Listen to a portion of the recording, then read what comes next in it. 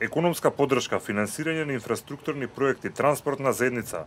Ова се дел од ветувањата кои ги добија лидерите на земјите од Западен Балкан на четвртото продолжение на самитот ЕУ Западен Балкан кој оваа година се одржува во Трст.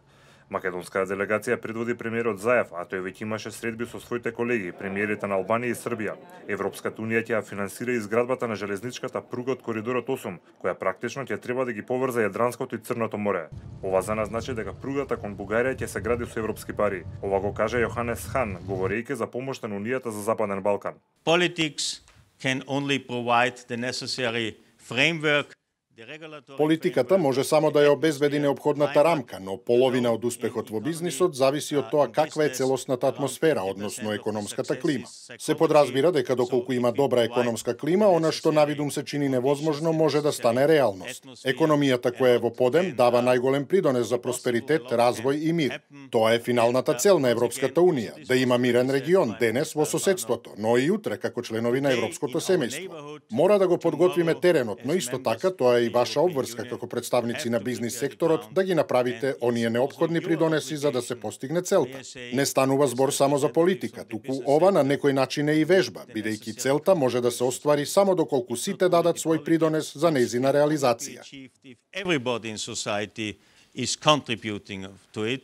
Вице-премиерот за економски прашања Кочан Ѓушев, кој е дел од македонската делегација, кажа дека сите странски инвеститори во иднина ќе бидат добродојдени во земјава.